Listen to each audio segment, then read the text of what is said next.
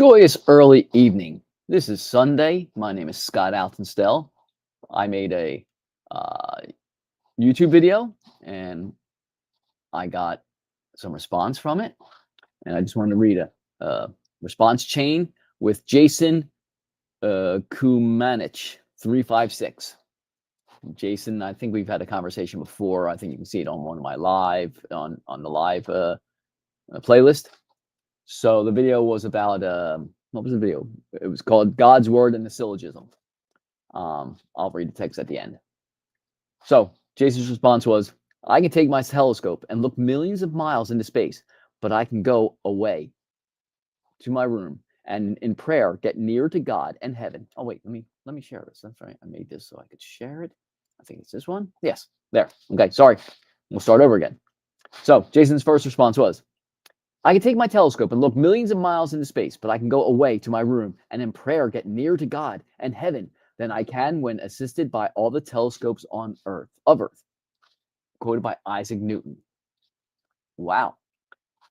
Jason can quote people that are dead, that don't know as much as we know now.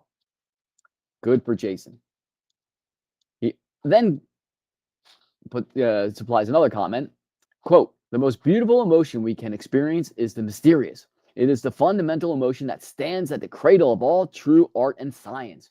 He to whom this emotion is a stranger, who can no longer wonder and stand wrapped in awe, is as good as dead and snuffed out candle. To sense that behind anything that can be experienced, there is something that our minds cannot grasp, whose beauty and sublimity reaches us only indirectly. This is religiousness. In this sense, and in this sense only, I am a devoutly religious man. End quote. Albert Einstein. Wow, another dead human being who doesn't know as much as we know today. Yes, Albert Einstein was very smart, but he couldn't even figure out how to put on the same color socks. Couldn't figure out how to comb his hair. So he was smart in one aspect, but not in all aspects. And just because somebody quotes something or says something doesn't mean it's true. And just because you can quote it doesn't mean it's true. Then Jason writes again, mathematics is the language which God has written the universe. Galileo. Wow, another quote.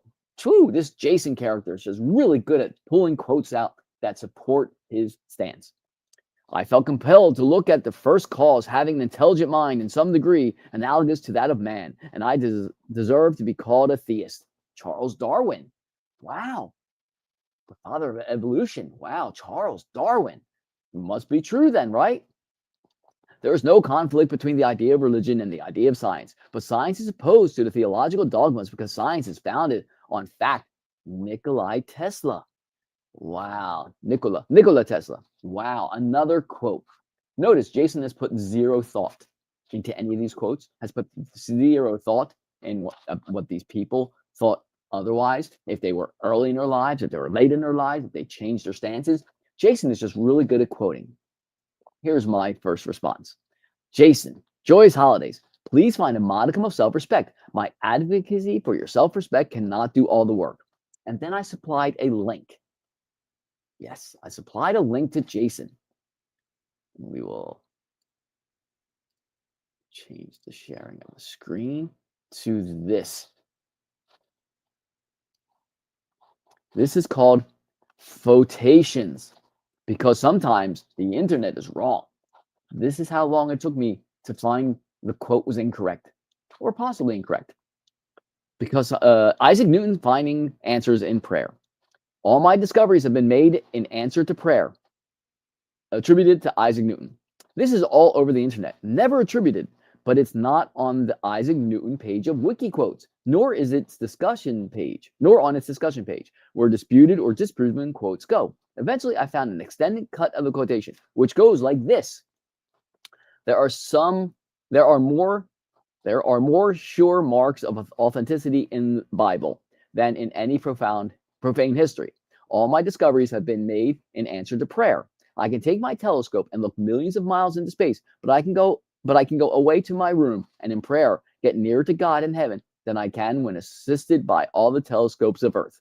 I tried researching for the first sentence, and that has a long and distinguished history, going back at least to 1791, and with the source, Dr. Smith, late master of Trinity College, from whom the author, a Bishop Watson, heard the statement. But here's the problem. The rest of the alleged quotation is not attached. I tried searching for most of the last sentence and found a variant from 1910. I could take my telescope and look millions and millions of miles into space, watch the blazing sun and rolling planets in the infinite depths of immensity. But I can lay it aside and go into my room, shut the door, get down upon my knees in earnest prayer, and see more of heaven and get closer to God than I can, assisted by all the telescopes and material agencies of Earth. The problem is, this doesn't have the middle sentence, the one about all Newton's discoveries being an answer to prayer. So I'm not able to reach a good verdict on this one. It's not impossible, but I'm not going to be convinced until I see a source at least as good as Dr. Smith, late master of Trinity College, told me this. Wow. So it seems like Jason didn't do his due diligence, but we're not shocked, are we? I'm not. Because Jason just knows how to say things, quote things that support his deeply held belief. I also responded, please find a modicum of self-respect. The date is November 29th, 2025. Why should I care what a fellow human being said in 1931? I'm not a child, so I don't act like one. I'm curious why you are acting like a child. That was to his first quote. I replied to his second quote. Please find a modicum of self-respect. The date is November 29th, 2025. Why should I care what a fellow human being said in 1623? I am not a child, so I don't act like one. I'm curious why you are acting like a child. In response to his third quote, please find a modicum of self-respect. The date is November 29th, 2025. Why should I care what a fellow human being said in 1887? I am not a child, so I don't act like one. I'm curious why you are acting like a child. To his next quote, I responded, please find a modicum of self-respect. The date is November 29th, 2025. Why should I care what a fellow human being said in 1935? I'm not a child, so I don't act like one. I'm curious why you are acting like a child. You're quoting others out of context is not a sign of self-respect. Are you able to critically think for yourself? I'm going to take the day off. And set up a stream for you to show me you can critically think. I will include the link as in about 1 minute. So this message will show it is edited. And here is the link to this stream right here, because he never showed up. Let's see if you can find a modicum of self-respect and show up, which he did not. You seem to be failing the whole self-respect thing. Maybe see if you can refute James Barr. And then I provided another video, where I provide a biblical scholar, which I'll read at the end. Jason replies to me, you should care what they say because they built the foundation of philosophy you stand on. Wow, that was devastating. I reply, why didn't you show up? Do you think they knew as much as scholars and scientists of today, as the scholars and scientists of today? If so, why are we not further along with our understandings? Are you going to show up? Here's the link again. I only have an hour and 15 minutes before I shut down for the evening, so please hurry up. Of course, Jason didn't show up, but he did make another comment. As the world's highest IQ record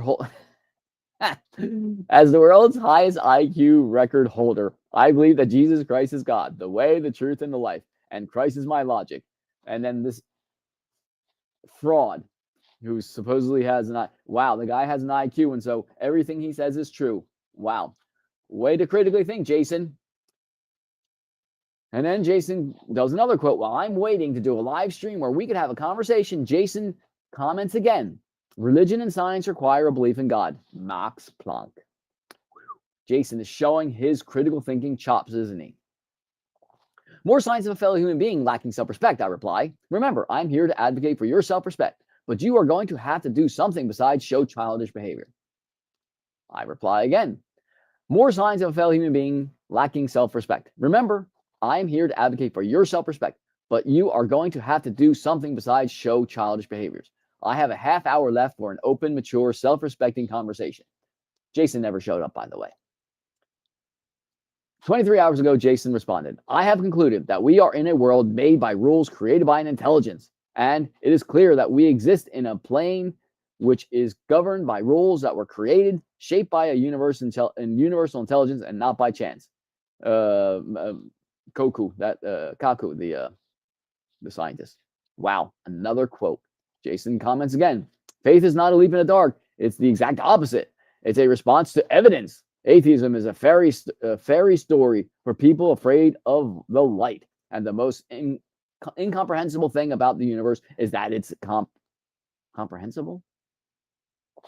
That makes no sense, but it is irrational to reduce all faith to blind faith and then subject it to ridicule. John Lennox, what a putz.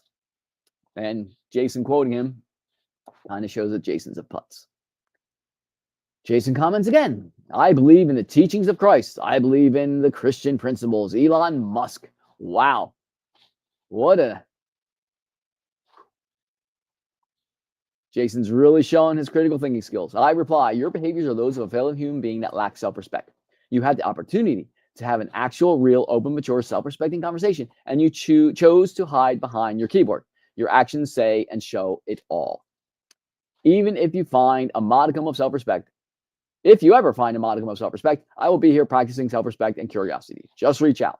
Joyous holidays to you and yours. I reply again, your behaviors are those of a fellow human being that lacks self-respect.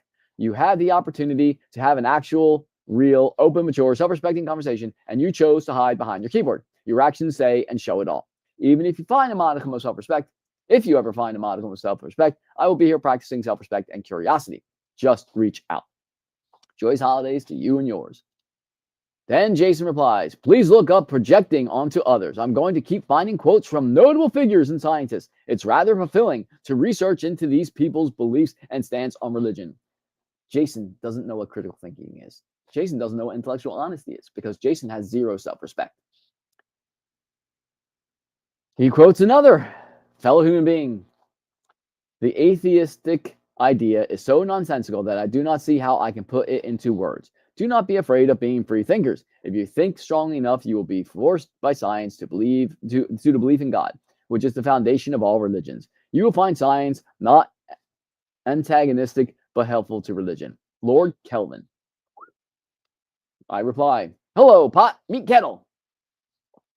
Your behaviors are those of a fellow human being that lacks self-respect. You had the opportunity to have an actual, real, open, mature, self-respecting conversation, and you chose to hide behind your keyboard. Your actions say it all and show it all. If you ever find a modicum of self-respect, I will be here practicing self-respect and curiosity. Just reach out. And then 26 minutes ago, actually it's more like 36 minutes ago, the stream is already set up and the link is the same. So if you find a modicum of self-respect, just show up. But I'm pretty sure you will just leave another silly quote. Here's a quote for you, and with your quote-unquote logic, you are probably going to believe it, whether it is true or not. Religion is an insult to human dignity. Without it, you would have good people doing good things and evil people doing evil things. But for good people to do evil things, that takes religion. Steven Weinberg. I know this quote to be true. The Crusades, the Inquisitions, the Salem witch trials, etc., slavery, etc., etc. Well, since it looks like you don't have the self-respect to show up and have an adult, mature conversation, I will do the stream and read all your comments. We'll be starting in about 10 minutes or so. So, that is Jason for you. A fellow human being that utterly lacks self-respect, cannot critically think, does not know what intellectual honesty is. And now I guess I will read the script that I read that he replied to.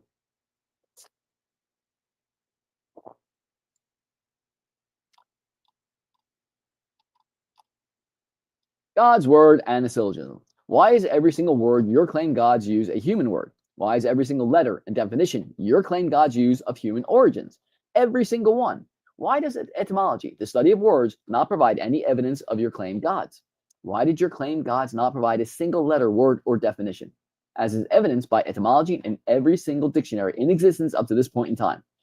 Let me provide an example. Let's examine the word theologian, scholar, and intellectual honesty. The human definition of the human word theologian is a person who engages or is an expert in theology. I'm curious what your God's definition is. The human definition of the human word scholar is a specialist in a particular branch of study. I'm curious what your God's definition is.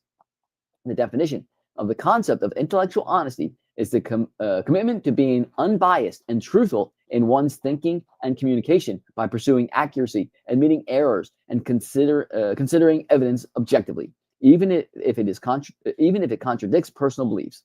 Does your God or you even know what intellectual honesty is? Now, a syllogism. Major premise. Protocol of a scholar. A scholar is an individual who practices intellectual honesty by starting with verifiable data slash evidence and using logic to arrive at a conclusion, even if that means abandoning their initial hypothesis. Minor premise. Protocol of a theologian. A theologian is an individual who starts with a predetermined subjective conclusion, dogma slash revelation, and uses logic solely to defend their conclusion, being professionally prohibited from abandoning it. Conclusion. Because their methodologies are mutually exclusive based on a definition of intellectual honesty, a theologian is not a scholar. Unassailable, undeniable, obvious, testable, repeatable evidence your claimed gods do not exist. Think about it. Bye. Well, that was my little live stream. I wish you all joyous holidays. I am here to advocate for your self-respect. Bye.